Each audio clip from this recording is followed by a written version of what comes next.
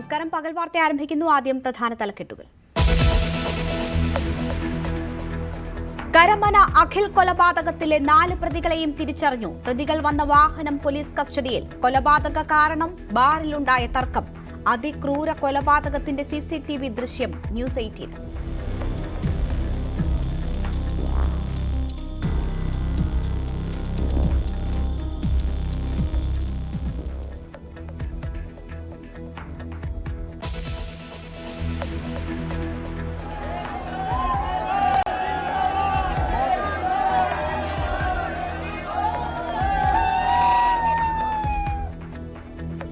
കളം പിടിക്കാൻ അരവിന്ദ് കെജ്രിവാൾ. ഡൽഹിയിൽ പ്രചാരണത്തിൽ സജീവമാകും. AAP നേതാക്കൾക്കൊപ്പം ഹനുമാൻ ക്ഷേത്രത്തിൽ ദർശനം.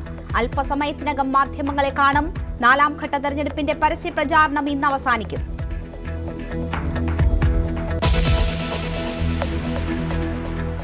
വടകരയിൽ LDF സ്വീകരിച്ചത് BJP നയമെന്ന് മുസ്ലിം ലീഗ്. മോദിയുടെ വെറുപ്പും വിദ്വേഷവും നിറഞ്ഞ പ്രചാരണം LDF ഏറ്റെടുത്തു. കാഫിർ പ്രചാരണം നടത്തിയത് യൂത്ത് ലീഗ് എന്ന ആരോപണം അടിസ്ഥാനരഹിതമെന്നും PMA സലാം.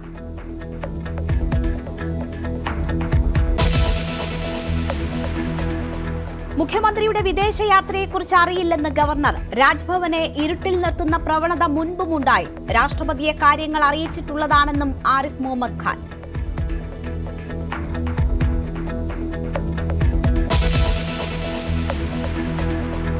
തൃപ്പൂണിത്തുറ ഏരൂരിൽ കിടപ്പ് രോഗിയായ അച്ഛനോട് മകന്റെ ക്രൂരത. വാടക വീട്ടിൽ നിന്ന് അച്ഛനെ ഉപേക്ഷിച്ച് മകനും കുടുംബവും കടന്നുകളഞ്ഞു.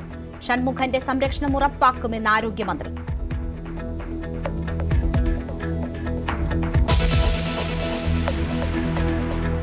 സമരം അവസാനിച്ചെങ്കിലും സർവീസുകൾ പൂർവ്വസ്ഥിതിയിലാകാതെ എയർ ഇന്ത്യ. 4 വിമാനങ്ങൾ റദ്ദാക്കിയത് കൊച്ചിയിൽ നിന്നും കണ്ണൂരിൽ നിന്നുമുള്ള സർവീസുകൾ.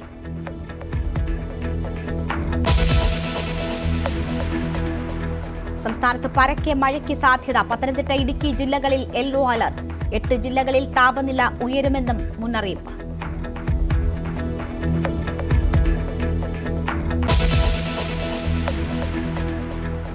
വാർത്തകളിലേക്ക് വിശദമായി. തിരുവനന്തപുരം കരമനയിൽ 23 വയസ്സുകാരനെ തലയ്ക്കടിച്ചു കൊന്നവരെ തിരിച്ചറിഞ്ഞെന്ന് പോലീസ്. അഖിൽ, അനീഷ്, സുമേഷ്, വിനീഷ് രാജ് എന്നിവരാണ് പ്രതികൾ. 3 പേർ ചേർന്നാണ് കൊലപാതകം നടത്തിയത്. ഒരാൾ വാഹനത്തിൽ തന്നെ ഇരിക്കുകയായിരുന്നുവെന്നും പ്രതികൾ സഞ്ചരിച്ച വാഹനം കസ്റ്റഡിയിലെടുത്തെന്നും DCP പറഞ്ഞു. 26-ന് രാത്രി പാപ്പനംകോട് ബാറിലുണ്ടായ തർക്കമാണ് കൊലപാതകത്തിലേക്ക് നയിച്ചത്. അഖിലിനെ കൊലപ്പെടുത്തുന്ന CCTV ദൃശ്യങ്ങളും പുറത്തുവന്നു. മനസാക്ഷിയെ മരവിപ്പിക്കുന്ന കൊലപാതകമാണ് കരമനയിൽ നടന്നത്. കൈമനം സ്വദേശി അഖിലിനെ ഇന്നലെ വൈകിട്ട് 5 മണിയോടുകൂടി വീട്ടിൽ നിന്ന് വിളിച്ചിറക്കി അതിക്രൂരമായി മർദ്ദിച്ച് കൊലപ്പെടുത്തുകയായിരുന്നു. കഴിഞ്ഞയാഴ്ച സമീപത്തെ ബാറിലുണ്ടായ ഒരു തർക്കം, ആ തർക്കത്തിന്റെ പ്രതികാരമായാണ് അഖിലിനെ ഇങ്ങനെ കൊലപ്പെടുത്തിയത്. ഒത്തുതീർപ്പ് ചർച്ച എന്ന നിലയ്ക്കാണ് ഈ 3-അംഗ സംഘം അഖിലിനെ വീട്ടിൽ നിന്ന് വിളിച്ചിറക്കുന്നത്. പിന്നീട് പുറത്ത് മർദ്ദിക്കാൻ തുടങ്ങിയപ്പോൾ അടുത്ത കോമ്പൗണ്ടിലേക്ക് അഖിൽ ഓടിക്കയറി. അവിടെ വെച്ചാണ് തലയ്ക്ക് കമ്പി വടി കൊണ്ട് തുടർച്ചയായി അടിക്കുകയും 6 തവണ ഭാരമുള്ള കല്ല് അഖിലിന്റെ ശരീരത്തിൽ എടുത്തിടുകയും ചെയ്തു. നിഷ്ഠൂരമായി ഒരു യുവാവിനെ കൊലപ്പെടുത്തുന്ന ദാരുണമായ കാഴ്ചയാണ് ഇന്ന് കേരളം കണ്ടത്. ഈ പ്രതികൾ ആദ്യമായല്ല ഇത്തരത്തിൽ മൃഗീയമായി പെരുമാറുന്നത്. 2009-ൽ അനന്തു എന്ന മണക്കാട് സ്വദേശിയെ ഇതേ തരത്തിൽ ഇവിടെ ഈ സമീപ പ്രദേശത്ത് തന്നെ ആളൊഴിഞ്ഞ പറമ്പിൽ കൊലപ്പെടുത്തുന്ന സംഭവമുണ്ടായിരുന്നു. ആ കേസിലെ പ്രതികളാണ് വിനീഷ്, അഖിൽ, സുമേഷ്, അനീഷ്. ഈ 4 പേരും ഇപ്പോഴത്തെ ഈ കേസിലും ഉൾപ്പെട്ടിട്ടുള്ളതായാണ് DCP വ്യക്തമാക്കിയത്. ഈ കേസുമായി ബന്ധപ്പെട്ടിട്ട് ഇൻവോൾവ് ചെയ്തിരിക്കുന്ന പ്രതികളെല്ലാം തന്നെ പോലീസ് തിരിച്ചറിഞ്ഞിട്ടുണ്ട്. സംഭവത്തിൽ 4 പേരുടെ സാന്നിധ്യമാണ് പോലീസ് ഇതുവരെ തിരിച്ചറിഞ്ഞിരിക്കുന്നത്. ഇതിൽ 4 പ്രതികളെയാണ് പോലീസ് തിരിച്ചറിഞ്ഞിട്ടുള്ളത്. അഖിൽ, അനീഷ്, അതുപോലെ വിനീത്, പിന്നെ സുമേഷ്, ഇങ്ങനെ 4 പേരുടെ സാന്നിധ്യം ഈ ഒരു കേസിലുണ്ടതായിട്ട്.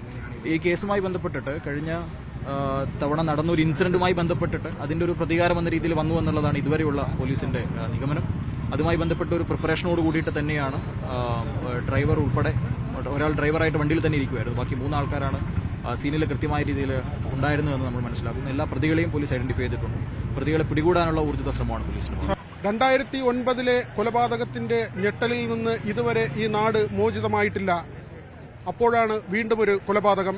ഇത് ഇവര് നേരത്തെ ബാറിൽ വെച്ചിട്ടുള്ള ഒരു സംഘർഷത്തിന്റെ തുടർച്ചയായിട്ടാണ് ഇവിടെ ഈ സംഭവം ഇപ്പം നടന്നിട്ടുള്ളത്.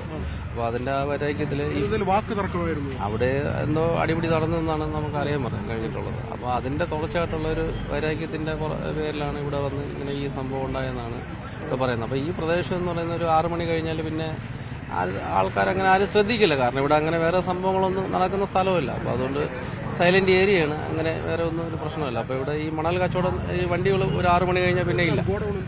അത് ടൈലിന്റെയും ഉണ്ട്, മണലിന്റെയും ഉണ്ട്. അപ്പോൾ അതുകൊണ്ട് പിന്നെ അങ്ങോട്ട് പിന്നെ വേറെ ആരും വരാറില്ല. അപ്പോൾ ഇവിടെ ഈ പയ്യൻ ഈ പ്രാവിന്റെ കൂട് ഉള്ളതുകൊണ്ട് ഇവിടെ തന്നെ ഇരിക്കുള്ളൂ. അങ്ങനെ ഇവന് തീറ്റി കൊടുക്കുകയായിരുന്നു. അതെ, പ്രാവിന് തീറ്റി കൊടുക്കുകയായിരുന്നു. അങ്ങനെയാണ് ഇവരെ വിളിച്ചിറക്കി കൊണ്ടുപോയതെന്നാണ് പറയുന്നത്. കൊണ്ടുപോയി മർദ്ദിച്ച് കൊണ്ടുവന്ന് ഇവിടെ തിരിച്ചിട്ടിട്ട് പോവുകയായിരുന്നു. പ്രതികളെ വളരെ വേഗം പിടികൂടാമെന്ന പ്രതീക്ഷയിലാണ് പോലീസ് ഉള്ളത്. ഒരാൾ കസ്റ്റഡിയിലുള്ളതായി സൂചനയുണ്ട്. പ്രതികൾ സഞ്ചരിച്ച വാഹനം പോലീസ് പിടിച്ചെടുക്കുകയും ചെയ്തു. ഹരീവിതിരയ്ക്കൊപ്പം വി വിനോദ്, ന്യൂസ് 18 തിരുവനന്തപുരം. കരമനയിലെ കൊലപാതകം ദാരുണ സംഭവമെന്ന മന്ത്രി വി ശിവൻകുട്ടി. ഗൌരവത്തോടെയാണ് സർക്കാർ ഈ സംഭവത്തെ കാണുന്നത്. പോലീസിന് വീഴ്ചയുണ്ടായിട്ടില്ലെന്നും കർശന നടപടി സ്വീകരിക്കുമെന്നും മന്ത്രി പറഞ്ഞു. വളരെ ദാരുണമായ സംഭവമാണ്. കുറെ നാളുകളായി തലസ്ഥാന നഗരിയിൽ ഇത്തരം സംഭവങ്ങൾ കുറവാണ്. ഇപ്പോൾ വീണ്ടും ചില ആവർത്തിക്കപ്പെടുകയാണ്. വളരെ ഗൗരവത്തോടുകൂടി തന്നെയാണ് ഗവൺമെന്റ് ഇതിനെ കാണുന്നത്. ഇക്കാര്യത്തിൽ കർശനമായ നടപടി സ്വീകരിക്കുന്നതിന് വേണ്ടിയുള്ള നിർദ്ദേശം കൊടുത്തിട്ടുണ്ട്. ബാക്കി കാര്യങ്ങൾ, അന്വേഷണത്തിന്റെ കാര്യങ്ങളൊക്കെ തന്നെ ഈ മരണത്തിന് ശേഷമുള്ള മരണാനന്തര ചടങ്ങുകൾക്ക് ശേഷം നമുക്ക് പറയാം. നമ്മുടെ ഞാൻ പറഞ്ഞല്ലോ, അത് കുറേ നാളുകളായി തലസ്ഥാന നഗരിയിൽ ഇത് ഒഴിവാക്കപ്പെട്ടിരുന്നതാണ്. ഇപ്പോൾ വീണ്ടും ഇത് ആവർത്തിക്കപ്പെട്ടുകൊണ്ട് വരികയാണ്. അത് സമൂലമായ ഒരു പരിശോധന നടത്തി ആവശ്യമായ നടപടി സ്വീകരിക്കും. ഒരിക്കലുമല്ല. അനന്തു ഗിരീഷ് കൊലപാതകത്തിന്റെ ഓർമ്മകൾ മായും മുൻപാണ് വീണ്ടും നിഷ്ഠൂര കൊലപാതകം അരങ്ങേറിയത്. കരമനയിൽ KGF മോഡലിൽ നടന്ന കൊലപാതകത്തിലെ പ്രതികളും ഇതിൽ ഉൾപ്പെട്ടിട്ടുണ്ട്. കേസിൽ ഇതുവരെ വിചാരണ തുടങ്ങിയിട്ടില്ല.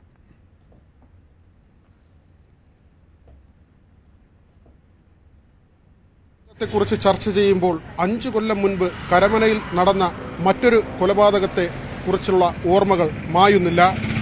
അനന്തു ഗിരീഷ് എന്ന ചെറുപ്പക്കാരനെയാണ് KGF മോഡലിൽ അതിനിഷ്ഠൂരമായി കൊല ചെയ്തത്. അതേ കേസിലെ പ്രതികൾ പലരും ഈ കേസിലും ഉൾപ്പെട്ടിട്ടുണ്ട്. നമുക്കൊപ്പം കൊഞ്ചിറവിള വിനോദ്, അദ്ദേഹം പൊതുപ്രവർത്തകനാണ്. അന്നത്തെ ആ കൊലപാതകവും ഇന്നത്തെ പ്രതികളും ആ ഒരു ഓർമ്മ എങ്ങനെയാണ്? ഈ അനന്തു ഗിരീഷിന്റെ സംഭവത്തിന് സമാനമായ സംഭവമാണ് ഇപ്പോഴും നടന്നിരിക്കുന്നത്.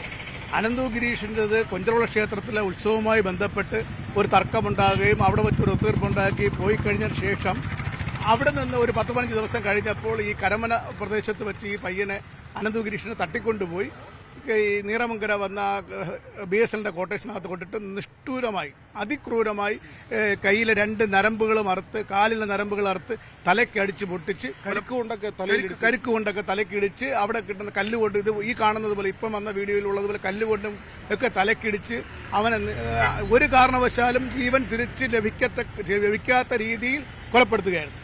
ആ കൊലപ്പെടുത്തിയ അതേ സമാനമായ സംഭവം നടന്നില്ല. ഇവിടെയും ഒരാഴ്ച മുമ്പ് വൈറ്റ് ഡാമർ ഹോട്ടലിലെ ബാറിൽ നടന്ന ചെറിയ സംഘർഷവുമായി ബന്ധപ്പെട്ട തർക്കങ്ങളും ബഹളങ്ങളും ഉണ്ടായിരുന്നതിന്റെ അടിസ്ഥാനത്തിൽ വീണ്ടും ഈ പയ്യനെ അന്വേഷിച്ചു വരികയും ഇവന്റെ വീട്ടിൽ ഇവൻ പെറ്റ് ഷോപ്പ് നടത്തി നിൽക്കുന്നത് കണ്ട് ഇന്നോവയിൽ വന്ന ആളുകൾ ഇന്നോവ കൊണ്ട് കുറച്ചപ്പുറത്ത് മാറ്റി ഒതുക്കിയിട്ട് ഇറങ്ങി വന്ന് ഈ പയ്യനെ വിളിച്ചുകൊണ്ടുപോയി ഒത്തുതീർപ്പുണ്ടാക്കാൻ എന്ന് പറഞ്ഞ വ്യാജേന വിളിച്ചുകൊണ്ടുപോയി അവിടെ കൊണ്ടുപോയി നിഷ്ഠൂരമായി അടിക്കുകയും അവിടെ നിന്ന് ഓടി രക്ഷപ്പെടാൻ ശ്രമിക്കുന്ന സമയത്ത് വീണ്ടും ഒരു മുടുക്കിനകത്ത് വെച്ച് ഈ അടിച്ച് കരിങ്കല്ല് കൊണ്ടും കമ്പി കൊണ്ടും അടിച്ച് ആ വീഡിയോയിൽ കാണുന്നത് പോലെ വളരെ ക്രൂരമായി, അതിക്രൂരമായ രീതിയിൽ കൊലപ്പെടുത്തണമെന്നുള്ള ഉദ്ദേശത്തോടുകൂടി കൊലപ്പെടുത്തുകയാണ് ഉണ്ടായത്. ഇത് അതേ പ്രതികൾ തന്നെയാണ് ഇതിൽ പലരും. അതെ, ആ അനന്തു ഗിരീഷ് വധക്കേസിലെ പ്രതികളിൽ മിക്കവരും ഈ അഖിൽ വധക്കേസിലും പ്രതികളാണ് എന്നാണ് പോലീസ് പറയുന്നത്. അപ്പോൾ നമുക്ക് കിട്ടുന്ന ഇൻഫർമേഷൻ എന്ന് പറഞ്ഞാൽ, അല്ലെങ്കിൽ ഇത് ഒരു കൊലപാതകമല്ല, അല്ലെങ്കിൽ ഒരു സംഭവമല്ല. ഇതിന് ഈ അനന്തു ഗിരീഷ് കൊലക്കേസിൽ 67 ദിവസത്തിനകത്ത് പോലീസ് കുറ്റപത്രം സമർപ്പിച്ചുവെങ്കിലും കോടതി ജാമ്യം കൊടുത്തു. കോടതിയുടെ ജാമ്യത്തിൽ ഇറങ്ങി 5 വർഷമായിട്ടും ട്രയൽ നടത്താൻ തയ്യാറായില്ല. കോടതിയിൽ ട്രയൽ നടത്താൻ സാധിക്കാതെ വരികയും ട്രയൽ പെൻഡിംഗ് ആവുകയും ചെയ്യുമ്പോൾ ഇവര് നിർബാധം അവരുടെ അക്രമങ്ങൾ തുടർ കേസിലും ഈ പ്രതികൾ ഉണ്ട്. അതിന്റെ വിചാരണയും തുടങ്ങിയിട്ടില്ലെന്ന് തോന്നുന്നു. വേറൊരു കേസിൽ അല്ല, ആ മൊട്ടമൂട് ഷാജി കൊലക്കേസിലെ പ്രതികൾ എന്ന് പറയുന്നത് ഇതിലെ ഈ പറയുന്ന കിരൺ കൃഷ്ണയുടെ അച്ഛനാണ്. അച്ഛനും കൊച്ചിച്ചനും അത് അവർ ഇരട്ടക്കൊലക്കേസിലെ പ്രതികൾ. അച്ഛനും കൊച്ചിനും ഇരട്ടക്കൊലക്കേസിലെ പ്രതികളും ഇപ്പോൾ മകനും ഇരട്ടക്കൊലക്കേസിലെ പ്രതിയാവുന്ന സ്ഥിതിയാണ് ഉള്ളതെന്നാണ് കരുതുന്നത്. അപ്പോൾ ഇത് നിയമം നമുക്ക് അടിയന്തരമായി ലഭിക്കുന്ന സാഹചര്യങ്ങൾ ഉണ്ടാവുന്നില്ല. നിയമം താമസിക്കും തോറും പ്രതികൾക്ക് വളരാനുള്ള സാഹചര്യം ഉണ്ടാവുന്നു. ഇപ്പൊ ഉദാഹരണം, ഈ അനന്തുവിനെ തട്ടിക്കൊണ്ടുപോയത് ബൈക്കിലാണെങ്കിൽ അഖിലിനെ തട്ടിക്കൊണ്ടുപോയത് ഇന്നോവയിലാണ്. അപ്പൊ അത്ര പുരോഗതി ഉണ്ടായി. പ്രതികൾക്കുണ്ടാവുന്ന പുരോഗതി അല്ലാതെ ഈ നിയമം അതിന്റെ അർത്ഥത്തിൽ ഏറ്റവും എളുപ്പം നിയമം ലഭ്യമാക്കാത്തത് കൊണ്ടാണ് ഇത് സംഭവിക്കുന്നതാണ് ഞാൻ കരുതുന്നത്. വിചാരണ നടപടികൾ വൈകുമ്പോൾ പ്രതികൾ വീണ്ടും വീണ്ടും കുറ്റകൃത്യങ്ങളിലേക്ക് പോകുന്നു, കൊലപാതകങ്ങൾ ചെയ്യുന്നു. അതാണ് പൊതുവിൽ നാട്ടുകാർ പറയുന്നത്. ഹരിവിതിരക്കൊപ്പം വി വിനോദ്, ന്യൂസ് 18 തിരുവനന്തപുരം. 50 ദിവസത്തെ ജയിൽവാസത്തിന് ശേഷം പുറത്തിറങ്ങിയ അരവിന്ദ് കെജ്രിവാൾ തെരഞ്ഞെടുപ്പ് പ്രചാരണത്തിൽ സജീവമാകുന്നു. ഹനുമാൻ ക്ഷേത്രത്തിൽ ദർശനം നടത്തിയ ശേഷം അദ്ദേഹം മാധ്യമങ്ങളെ കാണാനായി പാർട്ടി ആസ്ഥാനത്തെത്തി. പഞ്ചാബ് മുഖ്യമന്ത്രി ഭഗവന്ത് മാൻ ഇപ്പോൾ സംസാരിക്കുകയാണ്. വാർത്താസമ്മേളനത്തിലേക്ക് വരാം. അതിനു മുൻപ് വിവരങ്ങളുമായി MG മിഥുൻ നമുക്കൊപ്പം ചേരുകയാണ്. മിഥുൻ, വലിയ സ്വീകരണമാണ് ഹനുമാൻ ക്ഷേത്ര ദർശനത്തിനെത്തിയ കെജ്രിവാളിന് പാർട്ടി പ്രവർത്തകർ നൽകിയത്. ഇന്നലെ മുതൽ അദ്ദേഹത്തിന് എങ്ങനെ പാർട്ടി പ്രവർത്തകർ സ്വീകരിക്കുന്നു എന്നത് രാജ്യം കാണുകയാണ്. അദ്ദേഹം അല്പസമയത്തിനകം മാധ്യമങ്ങളെ കാണുമെന്നാണ് പ്രതീക്ഷിക്കുന്നത്. രാഷ്ട്രീയം പറയുന്നതിൽ യാതൊരു തരത്തിലുള്ള പ്രശ്നങ്ങളും അദ്ദേഹത്തിനില്ല. ജാമ്യവ്യവസ്ഥയിൽ അതിന് ഏതെങ്കിലും തരത്തിൽ നിയന്ത്രണങ്ങളില്ല എന്നിരിക്കെ എന്താണ് പ്രതീക്ഷിക്കുന്നത്? രേണുക, വലിയ ആവേശത്തോടുകൂടിയാണ് പ്രവർത്തകർ അദ്ദേഹത്തെ കഴിഞ്ഞ ദിവസം ജയിലിൽ നിന്ന് ഇറങ്ങിയപ്പോൾ സ്വീകരിച്ചത്. ഇന്നും സമാന കാഴ്ച തന്നെയാണ് നമുക്ക് ഡൽഹിയിൽ നിന്ന് കാണാൻ സാധിക്കുകയും ചെയ്തത്. രാവിലെ 11 മണിയോടുകൂടി ഹനുമാൻ മന്ദിറിലേക്ക് അദ്ദേഹം ദർശനത്തിനായി എത്തി. അദ്ദേഹത്തോടൊപ്പം പഞ്ചാബ് മുഖ്യമന്ത്രി ഭഗവന്ത് മാൻ, ഒപ്പം തന്നെ ഭാര്യ സുനിത, മറ്റ് ആം ആദ്മി നേതാക്കൾ, വലിയ പ്രവർത്തകരുടെ നിര. അത്തരത്തിൽ വലിയ ആവേശത്തോടു കൂടിയാണ് അദ്ദേഹത്തിന്റെ ദർശനം നടക്കുകയും ചെയ്തത്. അതിനുശേഷം അല്പസമയത്തിന് മുമ്പാണ് അദ്ദേഹവും പഞ്ചാബ് മുഖ്യമന്ത്രി ഭഗവന്ത് മാൻ അടക്കമുള്ള നേതാക്കൾ പാർട്ടി ആസ്ഥാനത്ത് എത്തിയത്. ഇപ്പോൾ നമ്മൾ ദൃശ്യങ്ങളിൽ കാണുന്ന പോലെ തന്നെ ഭഗവന്ത് മാൻ ഇപ്പോൾ പാർട്ടി പ്രവർത്തകരെ അഭിസംബോധന ചെയ്ത് സംസാരിക്കുകയാണ്. അല്പസമയത്തിനകം തന്നെ അരവിന്ദ് കെജ്രിവാൾ അദ്ദേഹത്തിന്റെ ഈ 50 ദിവസത്തെ ജയിൽവാസത്തിന് ശേഷം അദ്ദേഹം ആദ്യമായി മാധ്യമങ്ങൾക്ക് മുന്നിലേക്ക് വരികയാണ്. എന്താണ് അദ്ദേഹം ഇതുമായി ബന്ധപ്പെട്ട് പറയാൻ പോകുന്നത് എന്നുള്ള കാതോർത്തിരിക്കുകയാണ് രാഷ്ട്രീയ ലോകം. എന്തായാലും സുപ്രീം കോടതിയുടെ ചില വ്യവസ്ഥകളുണ്ട്. അതിൽ മദ്യനയ അഴിമതി കേസുമായി ബന്ധപ്പെട്ടുള്ള യാതൊരു പരാമർശവും നടത്താൻ പാടില്ല എന്ന് അദ്ദേഹത്തിന് കർശനമായ നിർദ്ദേശം നൽകിയിട്ടുണ്ട്. അത് ലംഘിക്കാൻ പാടില്ല. മറ്റ് രാഷ്ട്രീയപരമായിട്ടുള്ള ഏത് വിഷയത്തെക്കുറിച്ചും അദ്ദേഹത്തിന് സംസാരിക്കാൻ അനുവാദമുണ്ട്. അതുകൊണ്ട് തന്നെ നരേന്ദ്രമോദിക്കെതിരെയും ഒപ്പം തന്നെ NDA സർക്കാരിനെതിരെയും വലിയ വിമർശനം അദ്ദേഹത്തിന്റെ ഭാഗത്തുനിന്നും ഉണ്ടാകും. ഒപ്പം തന്നെ കേന്ദ്ര അന്വേഷണ ഏജൻസികൾ പ്രതിപക്ഷ നേതാക്കളെ കേസുകളിൽ കള്ളക്കേസുകളിൽ കൊടുക്കുന്നു എന്നുള്ള ആരോപണം കൂടുതൽ ശക്തമായി ഉയർത്താനുള്ള സാധ്യത കൂടി ഈ ഒരു ഘട്ടത്തിൽ ഉയർന്നു വരുന്നുണ്ട്. ഏതായാലും നമുക്കറിയാം, വലിയ രാഷ്ട്രീയ പോരാട്ടം തന്നെയാണ് ആം ആദ്മി പാർട്ടിയുടെ ഭാഗത്തുനിന്നും ഒപ്പം തന്നെ അരവിന്ദ് കെജ്രിവാളിന്റെ ഭാഗത്തും ഉണ്ടായിരുന്നത്. കാരണം മുൻ കാലങ്ങളിലൊക്കെ തന്നെ മുഖ്യമന്ത്രി ആയിരിക്കുന്ന ഒരു വ്യക്തിയെ അറസ്റ്റ് ചെയ്യുമ്പോൾ അദ്ദേഹം മുഖ്യമന്ത്രി പദം ഒഴിയുന്നതാണ് നമ്മൾ കണ്ടിട്ടുള്ളത്. പക്ഷേ അതിന് വിഭിന്നമായ ഒരു തീരുമാനമായിരുന്നു അരവിന്ദ് കെജ്രിവാളിന്റെ ഭാഗത്തുനിന്നും ഉണ്ടായത്. അദ്ദേഹം ഇപ്പോഴും മുഖ്യമന്ത്രിയായി തന്നെ തുടരുന്നു. ഭരണം അത് ജയിലിലിരുന്നു കൊണ്ട് തന്നെ അദ്ദേഹം നിർവഹിക്കുന്നു എന്നുള്ളത് തന്നെയാണ് മറ്റൊരു പ്രധാനപ്പെട്ട വ്യവസ്ഥ.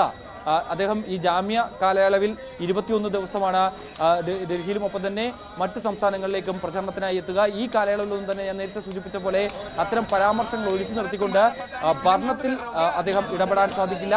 ഒപ്പം തന്നെ ഭരണനിർവഹണത്തിൽ പ്രധാനപ്പെട്ട ഏതെങ്കിലും തരത്തിൽ ഫയലുകളിൽ ഒപ്പിടണമെങ്കിൽ അതിന് ലഫ്റ്റനന്റ് ഗവർണറുടെ അനുമതിയോടുകൂടി മാത്രമായിരിക്കണം. അത്തരത്തിൽ ഏതെങ്കിലും വിട്ടുവീഴ്ച ചെയ്യേണ്ട അവസ്ഥ ഉണ്ട് എങ്കിൽ മാത്രമേ അത്തരത്തിലൊരു നടപടിയിലേക്ക് പോകാൻ പാടുള്ളൂ. കൂടാതെ അദ്ദേഹത്തിന്റെ ഓഫീസിലേക്കോ സെക്രട്ടേറിയറ്റിലേക്കോ അദ്ദേഹത്തിന് പോകാനുള്ള അനുമതിയില്ല. സാധാരണ ഒരു ആം ആദ്മിയുടെ നേതാവ് എന്ന രീതിയിലാണ് അദ്ദേഹത്തിന് ഇടക്കാല ജാമ്യം അനുവദിക്കുകയും ചെയ്തിരിക്കുന്നത്. എന്തായാലും ഇനിയുള്ള ഘട്ടങ്ങളിൽ ഈ 4ാം ഘട്ടത്തിൽ കഴിഞ്ഞു കഴിഞ്ഞാൽ മെയ് 25-നാണ് ഡൽഹിയിലെയും ഒപ്പം തന്നെ ഹരിയാനയിലെയും സംസ്ഥാനങ്ങളുടെ പൊതുതെരഞ്ഞെടുപ്പ് നടക്കുന്നത്. അവിടെ വലിയ മുന്നേറ്റം നടത്താൻ ഇത്തവണ ആം ആദ്മിക്ക് സാധിക്കുമെന്നുള്ളൊരു വിലയിരുത്തലുണ്ട്.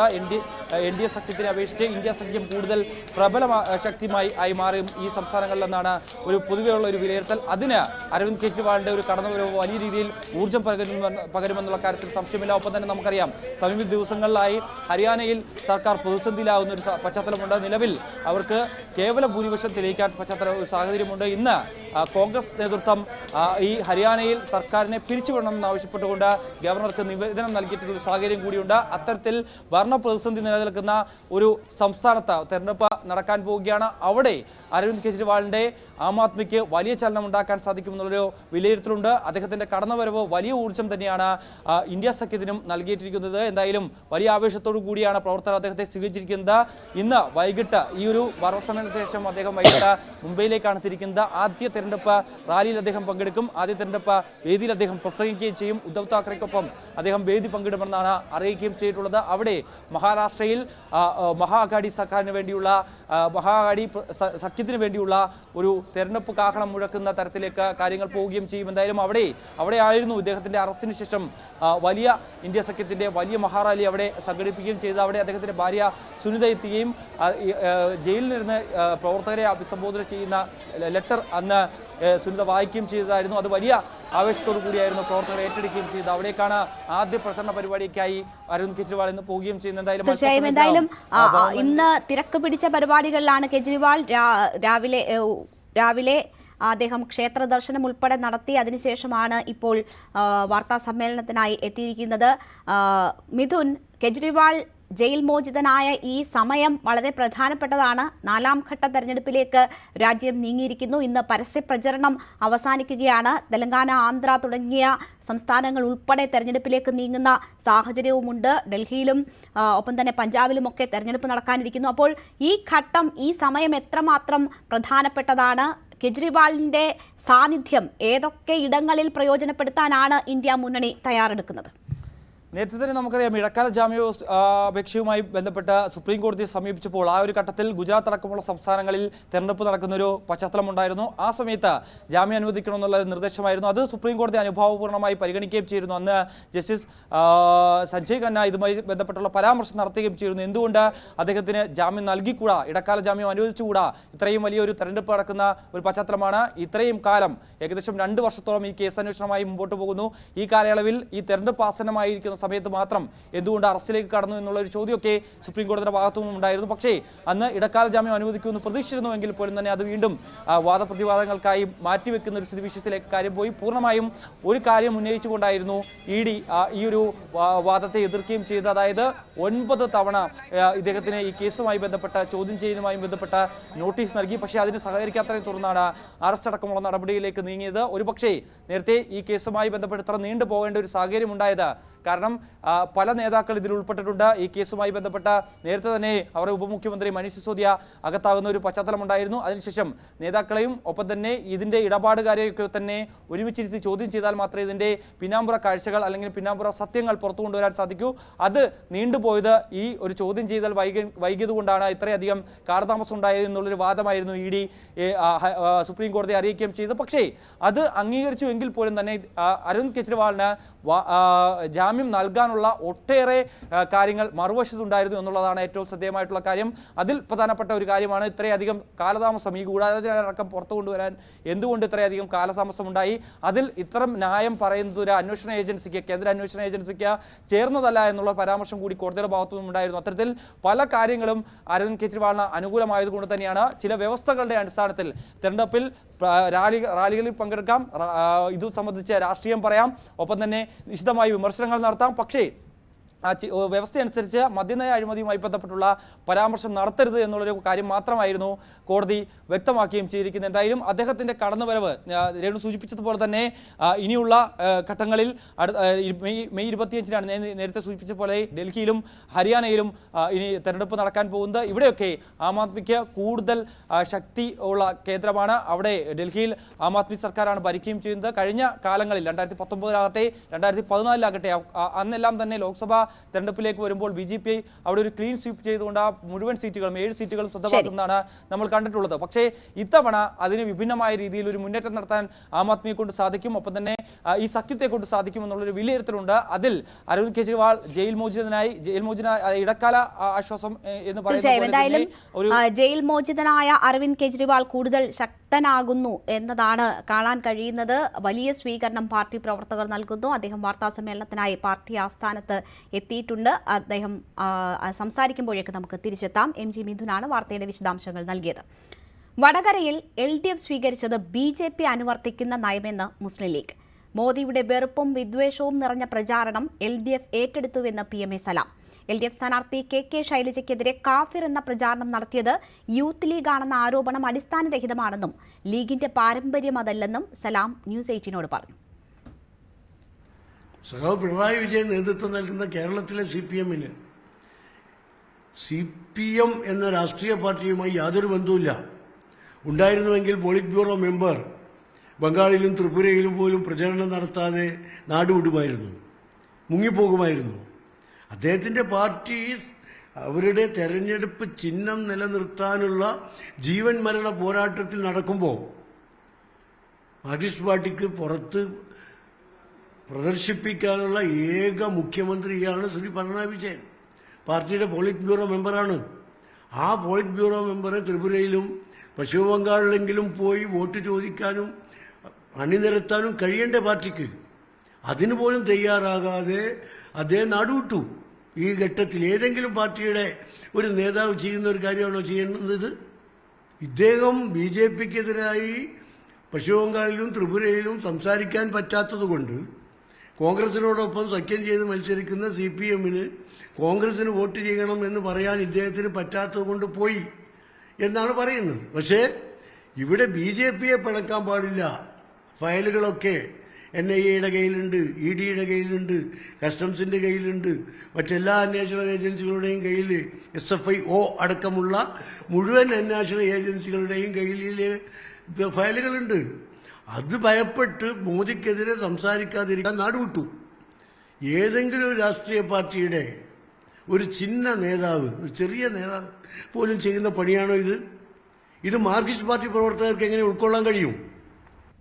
മുഖ്യമന്ത്രിയുടെ വിദേശയാത്രയെയും PMA സലാം വിമർശിച്ചു. പാർട്ടി ചിഹ്നം നിലനിർത്താൻ പാർട്ടി ജീവൻ മരണ പ്രചരണം നടത്തുമ്പോൾ പിണറായി വിജയൻ നാടുവിട്ടു. മോദിക്കെതിരെ പറയാൻ പറ്റാത്തതുകൊണ്ടാണ് പിണറായി പ്രചാരണം നടത്താതെ മുങ്ങിയതെന്നും PMA സലാം ആരോപിച്ചു.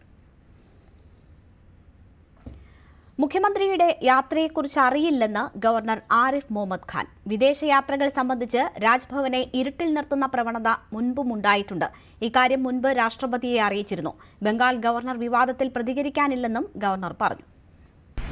Has he gone on a foreign visit? I'm not aware.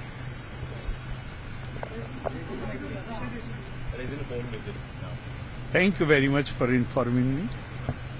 At least you have informed me. Why the office didn't inform you? You can't ask this question to me. You should ask. If you do not report a news, then somebody will ask other people why you have not reported. You will be asked the question. So why you should ask me? I'm saying I'm not aware of CM's foreign visit. You have informed me and I have thanked you for that. I won't like to discuss that because earlier I had written to President that the Raj Bhavan is kept in dark about foreign visits. Earlier I had written, not this time. This time, so honestly, I'm not aware. I'm not aware. Your counterpart in Bengal facing a serious sexual harassment allegations. What can I say? I think. Oh, come on. He has already replied. He has already given that, and I am nobody to sit in judgment about anybody. I am nobody to sit in. ഇപ്പോൾ അരവിന്ദ് കെജ്രിവാൾ മാധ്യമങ്ങളെ കാണുന്നു. അതിലേക്ക്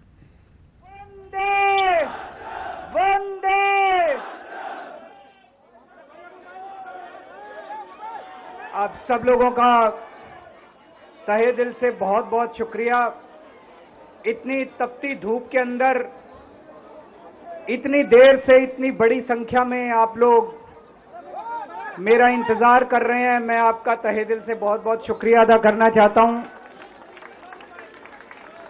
जितने लोग इस वक्त TV में देख रहे हैं उन सब दर्शकों का भी मैं तहे दिल से शुक्रिया अदा करना चाहता हूं. सबको मेरा नमस्कार, सबको मेरा प्रणाम. दोस्तों, सीधा जेल से मैं आप लोगों के बीच में आ रहा हूं. आपके बीच में आके बहुत अच्छा लग रहा है. 50 दिन के बाद अभी अभी मैं, मेरी पत्नी, भगवंत मान साहब, हम लोग कनॉट प्लेस में हनुमान मंदिर में गए थे। हनुमान जी का आशीर्वाद लिया, उनके दर्शन किए। फिर शिव जी के मंदिर गए, शनि जी महाराज के पास गए, उनका सबका आशीर्वाद लिया। बजरंग बली की खूब कृपा है हमारे ऊपर, हमारी पार्टी के ऊपर, देशवासियों के ऊपर। उन्हीं की कृपा से आज अचानक मैं आप लोगों के बीच में, उन्हें तो किसी को उम्मीद नहीं थी कि चुनाव के बीच में मैं जेल से बाहर आ जाऊंगा, लेकिन ऊपर बजरंग बली की कृपा है, हनुमान जी की कृपा है हम लोगों के ऊपर, और चमत्कार हुआ और आज मैं आप लोगों के बीच में हूं। दोस्तों, हमारी आम आदमी पार्टी एक छोटी सी पार्टी है, 2 राज्यों के अंदर है, अभी 10 साल पुरानी पार्टी है। हमारी पार्टी को कुचलने में, खत्म करने में प्रधानमंत्री जी ने कोई कसर नहीं छोड़ी। एक साथ हमारी पार्टी के 4 टॉप के नेता जेल भेज दिए एक साथ। अरविंद केजरीवाल, मनीष सिसोदिया, संजय सिंह, सतिंदर जैन। बड़ी बड़ी पार्टियों के अगर 4 टॉप के नेता जेल चले जाएं, पार्टी खत्म हो जाती है। आम आदमी पार्टी के 4 टॉप के नेता इन्होंने जेल भेज दिए। उन्होंने सोचा कि पार्टी खत्म हो जाएगी, लेकिन ये पार्टी नहीं है, ये एक सोच है। जितना ये खत्म करना चाहते हैं उतना ये बढ़ती जाती है, उतना ये बढ़ती जाती है। ये क्रश करना चाहते हैं प्रधानमंत्री जी आम आदमी पार्टी को। जो लोग मोदी जी से मिलने जाते हैं, वो कई लोग हमें भी जानते हैं, वो बाहर आके हमें बताते हैं कि आपके बारे में सबसे पहले मोदी जी से जो भी मिलने जाता है, सबसे पहले वो केजरीवाल की और आम आदमी पार्टी की 10 से 15 मिनट बात करते हैं। उनको कहते हैं कि आने वाले समय के अंदर आम आदमी पार्टी ही देश को भविष्य देने वाली है। वो खुद भी मानते हैं, इसीलिए वो चाहते हैं कि आज ही आम आदमी पार्टी को बढ़ने से रोका जाए, इनको कुचल दिया जाए। ये तानाशाही है। अगर उनको लगता है कि आम आदमी पार्टी आने वाले समय में बीजेपी को चैलेंज देने वाली है, आप अच्छे काम करो, आप देश को भविष्य दो। आज आपकी सरकार है केंद्र के अंदर, आप देश के लिए काम करोगे, आम आदमी पार्टी को कोई पूछेगा ही नहीं। लेकिन आप कुछ काम नहीं करो और आम आदमी पार्टी को कुचल दो, ये जनतंत्र नहीं है, ये इस देश की जनता पसंद नहीं करती है। इन्होंने आम आदमी पार्टी को कुचलने में कोई कसर नहीं छोड़ी। छोटे से लोग हैं हम लोग, छोटी सी पार्टी है। 75 साल के अंदर इस कदर किसी पार्टी को और उसके नेताओं को प्रताड़ित नहीं किया गया जिस तरह से प्रधानमंत्री मोदी जी ने आम आदमी पार्टी को प्रताड़ित करने की कोशिश की है। मेरे को इन्होंने जेल भेज दिया। प्रधानमंत्री जी कह रहे हैं मैं भ्रष्टाचार से लड़ रहा हूं। देश के सबसे बड़े चोर, उचक्के और डकैतों को इन्होंने अपनी पार्टी में शामिल कर लिया। जिन लोगों को 10 दिन पहले मोदी जी कहते थे 70,000 करोड़ का इसने घोटाला कर दिया, थोड़े दिन के बाद उसी आदमी को अपनी पार्टी में शामिल करके किसी को डिप्टी सीएम बना देते हैं, किसी को मंत्री बना देते हैं और उनके सारे ईडी और सीबीआई के मामले खत्म कर देते हैं और कहते हैं मैं भ्रष्टाचार से लड़ रहा हूं। मैं मोदी जी को कहना चाहता हूं, भ्रष्टाचार से अगर लड़ाई लड़नी है तो केजरीवाल से सीखो। प्रधानमंत्री जी, भ्रष्टाचार के खिलाफ लड़ाई केजरीवाल ने लड़ी है। 2015 में जब दिल्ली में हमारी सरकार बनी थी, हमारे एक मंत्री का एक ऑडियो मेरे पास किसी ने व्हाट्सएप कर दिया। उस ऑडियो में मेरा मंत्री किसी दुकान वाले से 5 लाख रुपए मांग रहा था। किसी मीडिया वाले को नहीं पता था, विपक्ष को नहीं पता था। आप लोगों को याद होगा, मैंने अपने खुद मंत्री को सीबीआई के हवाले कर दिया, जेल भेज दिया था अपने मंत्री को। ये होती है भ्रष्टाचार के खिलाफ लड़ाई। पंजाब के अंदर मेरा एक मंत्री भ्रष्टाचार में, मेरे को पता,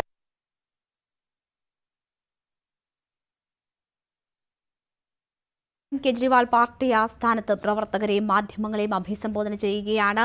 4 പേരെ പാർട്ടി തകർക്കാൻ ജയിലിലാക്കി, നേതാക്കളെ ജയിലിലടച്ചാൽ പാർട്ടി തകരില്ല തുടങ്ങിയ കാര്യങ്ങളാണ് അദ്ദേഹം പറയുന്നത്. भ्रष्टाचार के खिलाफ नहीं लड़ रहे प्रधानमंत्री जी, आप देशवासियों को बेवकूफ मत समझो। बच्चे की जुबान के ऊपर हो रहा है कि सारे चोर चक्कों को अपनी पार्टी में शामिल करके और ईडी और सीबीआई के सारे केस उनके रफा दफा कर देते। केजरीवाल को क्यों गिरफ्तार किया? केजरीवाल को गिरफ्तार करके उन्होंने एक मैसेज दिया है सारे देश को कि अगर मैं केजरीवाल को गिरफ्तार कर सकता हूं तो किसी को भी गिरफ्तार कर सकता हूं। कोई केस नहीं होगा, कोई मामला नहीं होगा, तब भी मैं तुमको गिरफ्तार कर सकता हूं। एक बेहद खतरनाक मिशन चालू किया हुआ है प्रधानमंत्री जी ने, बहुत ही खतरनाक।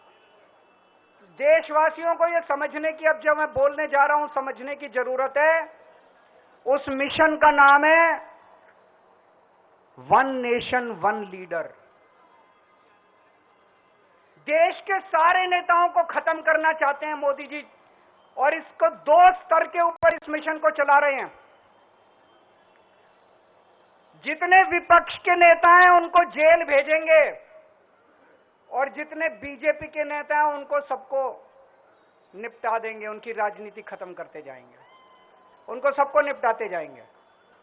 विपक्ष के अंदर आज इन्होंने मनीष सिसोदिया को जेल भेज दिया, संजय सिंह को जेल भेज दिया, सत्येंद्र जैन को जेल भेज दिया, केजरीवाल को जेल भेज दिया, हेमंत सोरेन को जेल भेज दिया, ममता दीदी के कई मंत्रियों को जेल भेज दिया, स्टैलिन के कई मंत्रियों को जेल भेज दिया, केरला के सीएम के पीछे पड़े हैं। अगर ये चुनाव जीत गए, मेरे से लिखवा लो एफिडेविट के ऊपर, थोड़े दिन के बाद ममता दीदी जेल में होंगी, तेजस्वी यादव जेल में होगा, स्टैलिन साहब जेल के अंदर होंगे, पिनरई विजयन जेल के अंदर होंगे, उद्धव ठाकरे जेल के अंदर होंगे, जितने विपक्ष के नेता ये सारे जेल के अंदर होंगे। अगर ये चुनाव जीत गए, इन्होंने बीजेपी का एक नेता नहीं छोड़ा। आडवाणी जी की राजनीति खत्म कर दी इन्होंने, मुरली मनोहर जोशी की राजनीति खत्म कर दी, सुमित्रा महाजन की, शिवराज सिंह चौहान जिसने मध्य प्रदेश का चुनाव जीत के दिया इन लोगों ने, शिवराज सिंह चौहान ने उसको मुख्यमंत्री नहीं बनाया, उसकी राजनीति खत्म कर दी।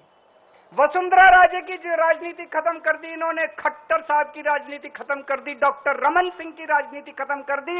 अब अगला किसका नंबर है? योगी आदित्यनाथ। अगर ये चुनाव जीत गए, मेरे से लिखवा लो, 2 महीने के अंदर उत्तर प्रदेश का मुख्यमंत्री बदल देंगे ये लोग। योगी आदित्यनाथ की राजनीति खत्म करेंगे, उनको भी निपटा देंगे ये लोग। यही तानाशाही है दोस्तों।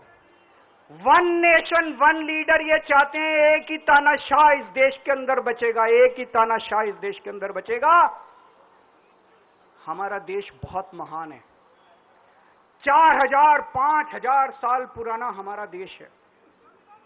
इसके पहले पिछले 4000 साल में कई मौके आए जब इस देश के ऊपर तानाशाहों ने कब्जा करने की कोशिश की, लेकिन हमारे देश के लोगों ने उन तानाशाहों का तख्ता उखाड़ के फेंक दिया।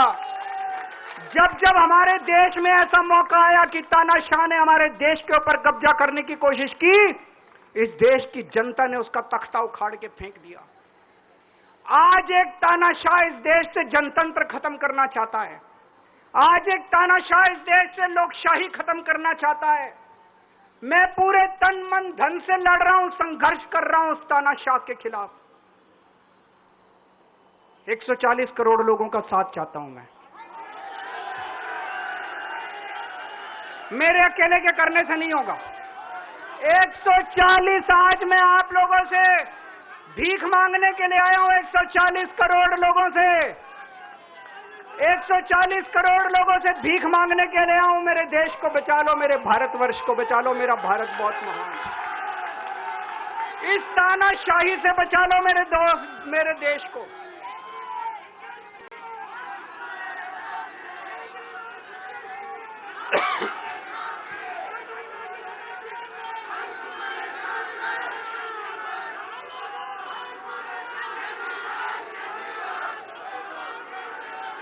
मैं सुप्रीम कोर्ट का बहुत बहुत शुक्रिया अदा करना चाहता हूं।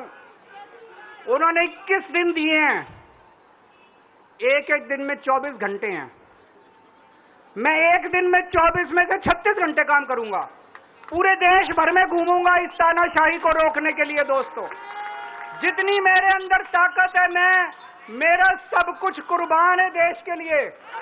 मेरा तन मन धन सब कुछ कुर्बान है मेरे देश के लिए।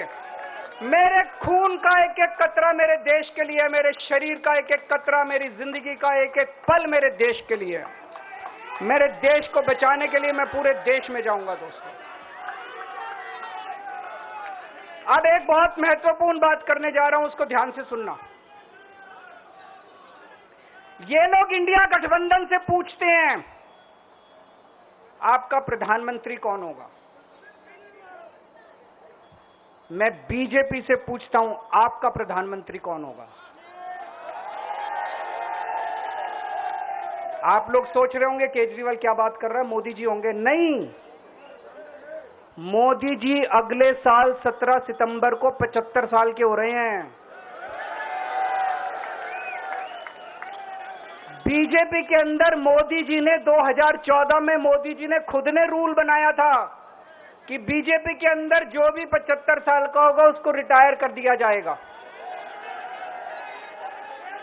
सबसे पहले आडवाणी जी को रिटायर किया गया, उसके बाद मुरली मनोहर जोशी जी को रिटायर किया गया, फिर सुमित्रा महाजन को रिटायर किया गया, फिर यशवंत सिन्हा को रिटायर किया गया। अब मोदी जी अगले साल 17 सितंबर को रिटायर होने वाले हैं। तो मैं बीजेपी से पूछना चाहता हूं आपका प्रधानमंत्री का दावेदार कौन है।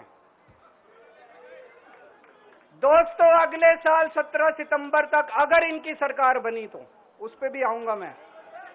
अगर इनकी सरकार बनी तो पहले अगले 2 महीने में योगी जी को निपटाएंगे ये, और उसके बाद मोदी जी के सबसे खास अमित शाह को ये प्रधानमंत्री बनाएंगे। तो मैं लोगों को, देश के लोगों को आगाह करना चाहता हूं, मोदी जी अपने लिए वोट नहीं मांग रहे।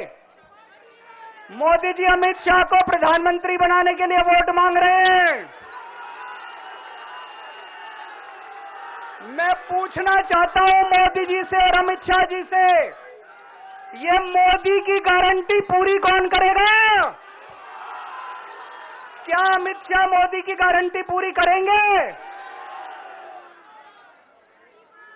जब आप अगर जो वैसे तो मेरे को लगता है मैं भी आऊंगा उसके ऊपर, मुझे नहीं लगता इनकी सरकार बन रही है, लेकिन जो बीजेपी को वोट देने जाएं वो ये सोच के जाना कि आप मोदी जी के नाम पे वोट नहीं दे रहे, आप अमित शाह के नाम पे वोट दे रहे।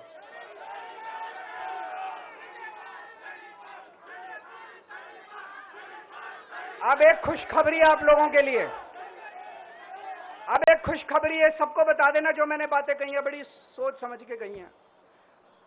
वहां बैठ के यही सोच रहा था 50 दिन से।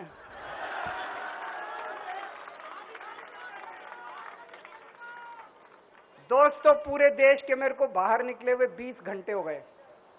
इन 20 घंटों के अंदर भी मैंने रात भर में जनता से बात कर रहा था, लोगों से फोन कर रहा था।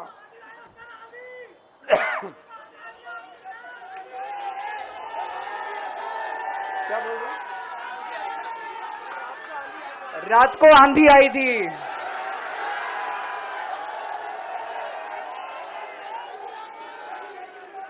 पिछले 20 घंटे में मैंने जो बातचीत करी है, कई बड़े बड़े एक्सपर्ट से बात की, चुनाव विश्लेषकों से बात की, सेफोलॉजिस्ट से बात की, जनता से बात की, फोन पे लोगों से। मेरा अपना आकलन है कि 4 जून के बाद इनकी सरकार नहीं बन रही, मोदी सरकार नहीं बन रही। दोस्तों, अगर मैं गलत हूं तो मेरे को बताना। हरियाणा में इनकी सीट कम हो रही है, राजस्थान में कम हो रही है, कर्नाटक में कम हो रही है, दिल्ली में कम हो रही है, बिहार में कम हो रही है, महाराष्ट्र में कम हो रही है, कर्नाटक में कम हो रही है, बंगाल में कम हो रही है, झारखंड में कम हो रही है। बढ़ कहां रही है? यूपी में कम हो रही है। बढ़ कहां रही है? बढ़ एक भी जगह इनकी सीटें नहीं बढ़ रही हैं। मेरा अपना मानना है, और सट्टा बाजार में भी वो जो चल रहा है, इनकी 220 से 230 के बीच में सीट आ रही है, उससे ज्यादा सीट नहीं आ रही है। मोदी सरकार नहीं बन रही है, केंद्र में इंडिया गठबंधन की सरकार बन रही है। आम आदमी पार्टी उस सरकार का हिस्सा होगी। दिल्ली को पूर्ण राज्य दिलाएंगे। दिल्ली का एलजी लोगों का एलजी होगा, दिल्ली का एलजी दिल्ली वालों का एलजी होगा। गुजरात से आया हुआ है अभी। दिल्ली के लोगों का एलजी होगा, दिल्ली के लोगों का विकास होगा। एक और पॉइंट है, जब मैं जेल के अंदर था तो कुछ लोगों ने यह मुद्दा उठाया, केजरीवाल सीएम पद से इस्तीफा क्यों नहीं देता। दोस्तों, केजरीवाल को कभी किसी पद का लालच नहीं हुआ। मैं यहां मंत्री, मुख्यमंत्री, प्रधानमंत्री ये सब बनने नहीं आया। इनकम टैक्स में कमिश्नर की नौकरी करता था। कमिश्नर की नौकरी छोड़ के दिल्ली की झुग्गियों के अंदर 1 नहीं, 2 नहीं, 3 नहीं, 10 साल तक मैंने दिल्ली की झुग्गियों के अंदर काम किया है, सुंदर नगरी और नंद नगरी की झुग्गियों के अंदर। इनकम टैक्स कमिश्नर की नौकरी छोड़ के जब मेरे को दिल्ली की जनता ने पहली बार सीएम बनाया, असूलों के ऊपर 49 दिन के अंदर सीएम पद से इस्तीफा दे दिया था। एक चपरासी की नौकरी कोई नहीं छोड़ता। सीएम बनने के लिए लोग अपना दायां हाथ कटाने के लिए तैयार होते हैं। मैंने खुद से अपने आप सीएम की कुर्सी को लात मार दी थी 49 दिन के अंदर। मेरे लिए सीएम पद इंपॉर्टेंट नहीं है। आज मैंने सीएम पद से इस्तीफा क्यों नहीं दिया जेल जाने के बाद? दोस्तों, पिछले 75 साल में भारतवर्ष में इतने राज्यों के चुनाव हुए, इतने राज्यों के चुनाव हुए, दिल्ली के अंदर सबसे ऐतिहासिक बहुमत से आम आदमी पार्टी जीती। 55-56% वोट। एक बार 67 सीट, एक बार 62 सीट। इतने भारी बहुमत से आज तक कोई राज्य की सरकार 75 साल में नहीं जीती। इतने भारी बहुमत से जीतने के बावजूद झूठा केस, अब उनको पता है वो हमें हरा नहीं सकते दिल्ली के अंदर। उन्हें पता है अगले 20 साल तक दिल्ली में आम आदमी पार्टी को कोई नहीं हरा सकता। तो उन्होंने एक षड्यंत्र रचा, राजनीतिक षड्यंत्र रचा। केजरीवाल को झूठे केस में जेल भेज दो, केजरीवाल को इस्तीफा देना पड़ेगा, केजरीवाल की सरकार गिर जाएगी। उन्होंने यह षड्यंत्र रचा। मैंने कहा मैं भी इस्तीफा नहीं दूंगा। तुम अगर जनतंत्र को जेल में कैद करोगे तो जनतंत्र जेल से चला के दिखाएंगे। दोस्तों, सरकार भी जेल से चला के दिखाएंगे। कतई इस्तीफा, तुम्हारे ट्रैप में फंसने वाले नहीं हम। ये अगर हेमंत सोरेन साहब को भी इस्तीफा नहीं देना चाहिए था, जेल से सरकार चलानी चाहिए थी। अगर हमने इस्तीफा दे दिया, ये तो बड़ा अच्छा इनके लिए। जिस राज्य के अंदर ये चुनाव हारेंगे उसके मुख्यमंत्री को पकड़ के जेल में डाल दो, सरकार गिरा दो। उसके मुख्यमंत्री को पकड़ के जेल में डाल दो, सरकार। आज मैं अगर दिल्ली की जेल के अंदर रह के दिल्ली की जेल से इस्तीफा नहीं दे रहा, वो इस तानाशाही के खिलाफ संघर्ष कर रहा हूं, इसको समझ लेना आप लोग। केजरीवाल को किसी पद का लालच नहीं है। सीएम तो 100 सीएम की कुर्सी देश के नाम कुर्बान है। दोस्तों, मुझे पता चला मेरे जेल जाने से बहुत लोग भावुक हुए, खासकर मेरी मां, बहनें, महिलाएं बहुत रोई। कईयों ने बहुत मन्नतें मांगी। मैं सबका बहुत बहुत शुक्रिया अदा करना चाहता हूं जिन लोगों ने अपनी दुआएं, करोड़ों लोगों ने अपनी दुआएं भेजी हैं। पूरी दुनिया भर से करोड़ों लोगों ने दुआएं भेजी। उन्हीं के आशीर्वाद का कमाल है कि आज मैं आप लोगों के बीच में हूं। आप लोग सब लोग सुखी रहें, देश खूब तरक्की करे, फले फूले, आप सब लोग खूब खुश रहें, ऐसी मेरी प्रभु से इच्छा है। भारत माता की। राष्ट्रगान के लिए अपनी जगह पर सभी लोगों से आग्रह है कि खड़े हो जाएं प्लीज।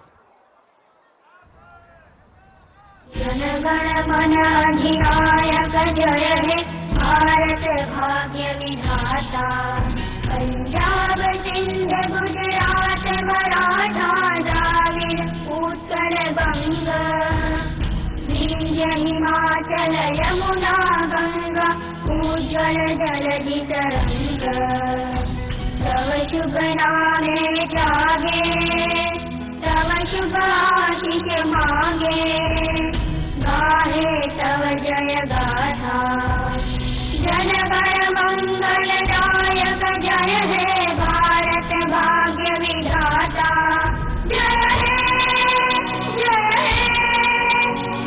हे जय हे जय जय जय जय हे।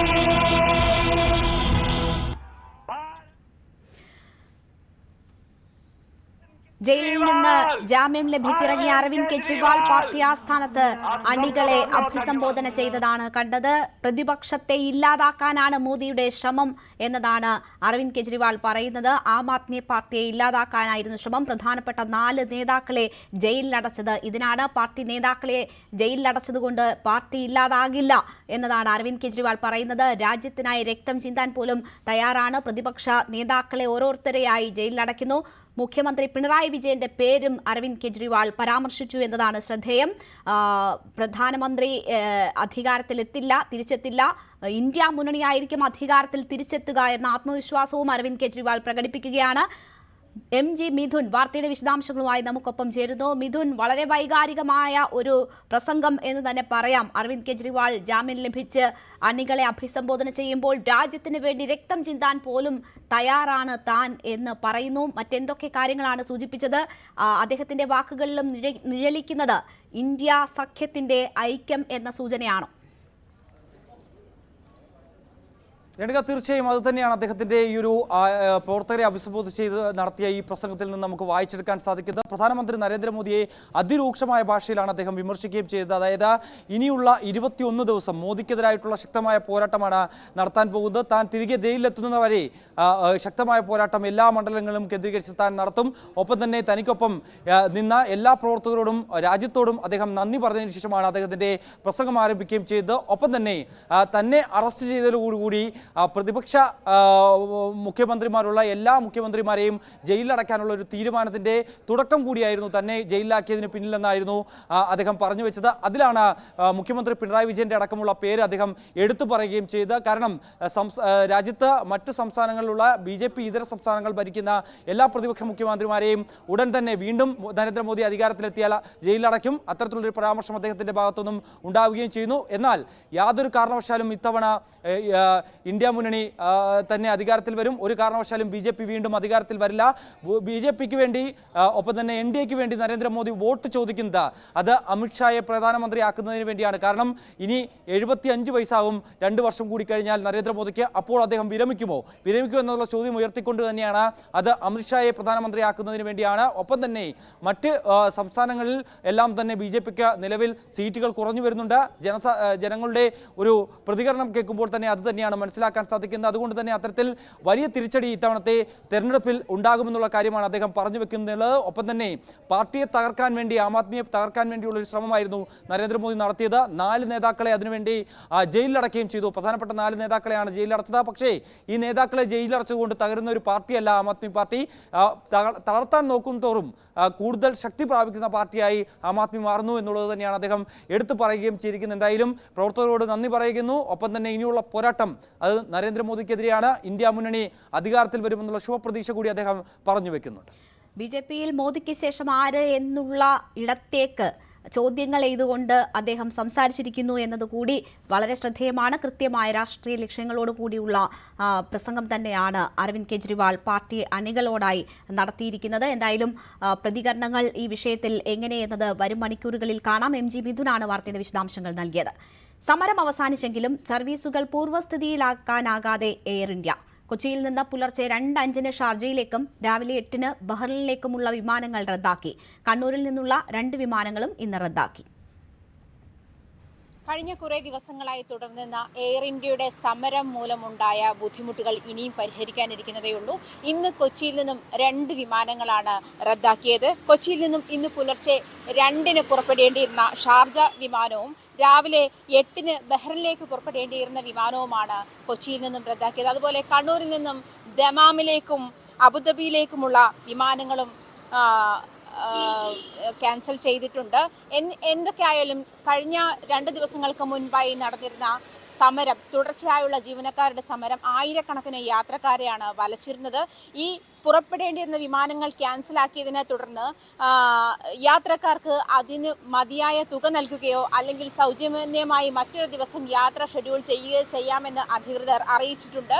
ആയിരക്കണക്കിന് യാത്രക്കാരെ വലച്ചിരുന്നത് ജീവനക്കാരുടെ സമരത്തെ തുടർന്നാണ്. ജീവനക്കാരിൽ 250 പേരോളം അടിയന്തരമായ സിക്ക് ലീവിലേക്ക് പോവുകയും അതുപോലെ തന്നെ 25 ജീവനക്കാരെ പിരിച്ചുവിടുകയും ചെയ്ത നടപടി ഉണ്ടായി. ലേബർ കമ്മീഷന്റെ സാന്നിധ്യത്തിൽ വീണ്ടും എയർ ഇന്ത്യ നടത്തിയ ചർച്ചയിൽ 250 ജീവനക്കാരും ലീവ് ക്യാൻസൽ ചെയ്ത് കയറാനുള്ള തീരുമാനവും നീക്കവും, അതുപോലെ ഈ പിരിച്ചുവിട്ട 25 ജീവനക്കാരെ തിരിച്ചെടുക്കാനുള്ള നീക്കവും ഉണ്ടായി.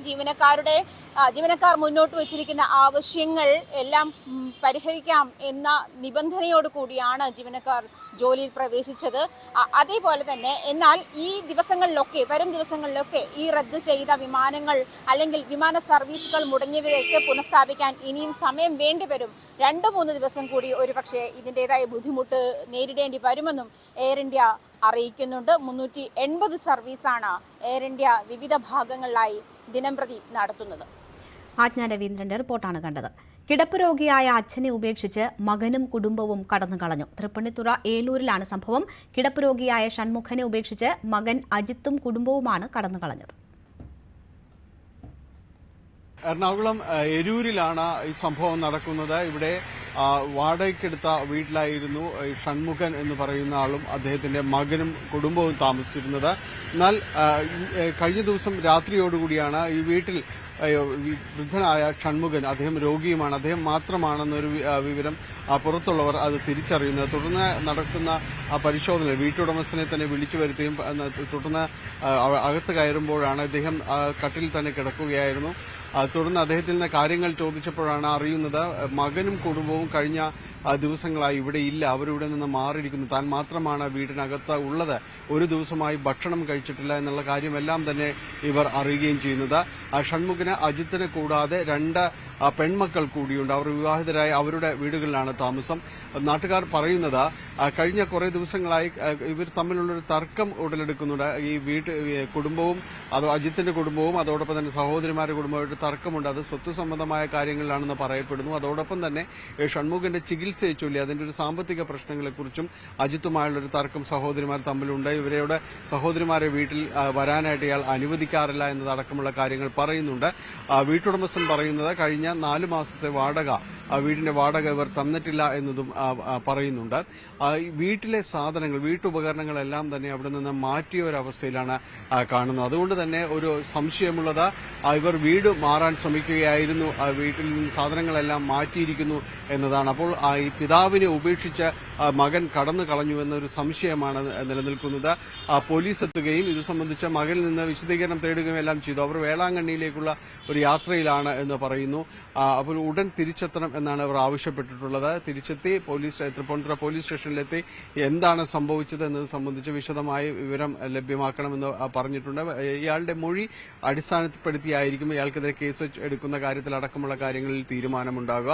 എന്തായാലും പോലീസ് സ്ഥലത്തെത്തി ഇയാൾ ഷൺമുഖനെ ഇവിടെ നിന്ന് മാറ്റിയിട്ടുണ്ട്. പാലിയേറ്റീവ് കെയറിൽ നിന്നുള്ള പ്രവർത്തകരെത്തി വേണ്ടത്ര ചികിത്സയും ഭക്ഷണവും മരുന്നുമെല്ലാം നൽകിയതിനു ശേഷം ഇപ്പോൾ തൃപ്പൂണിത്തുറ താലൂക്ക് ആശുപത്രിയിലേക്ക് ചികിത്സാർത്ഥം ഷൺമുഖനെ മാറ്റിയിട്ടുണ്ട്.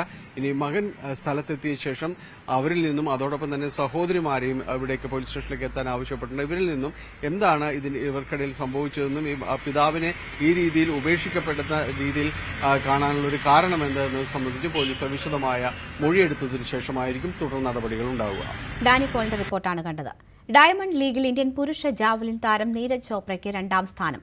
5ാമത്തെയും അവസാനത്തെയും ത്രോയിൽ 88.36 മീറ്റർ ദൂരം കണ്ടെത്തിയാണ് നീരജ് വെള്ളി മെഡൽ അണിഞ്ഞത്. വെറും 0.02 മീറ്ററിനാണ് ഇന്ത്യൻ സൂപ്പർ താരത്തിന് 1ാം സ്ഥാനം നഷ്ടമായത്. ചെക്ക് റിപ്പബ്ലിക്കിന്റെ യാക്കൂബ് വാദ്ലെയാണ് നീരജിനെ പിന്നിലാക്കി ഈ ഇനത്തിൽ സ്വർണം നേടിയത്. ഇന്നത്തെ സ്വർണം വെള്ളി നിരക്കുകൾ. കവിത ഗോൾഡ് ആൻഡ് ഡയമണ്ട്സ് ഇന്നത്തെ സ്വർണം വെള്ളി നിരക്കുകൾ നിങ്ങൾക്കായി സമർപ്പിക്കുന്നത്. വലിയ സ്വപ്നങ്ങൾ, വലിയ സന്തോഷങ്ങൾ, വലിയ collection. Kavitha gold and diamonds.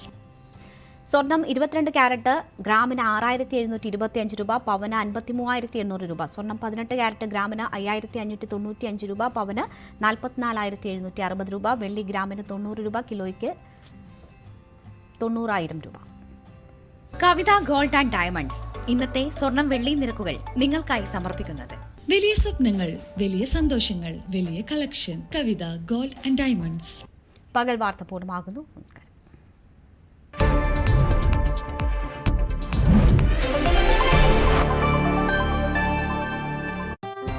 അത് ശക്തമായി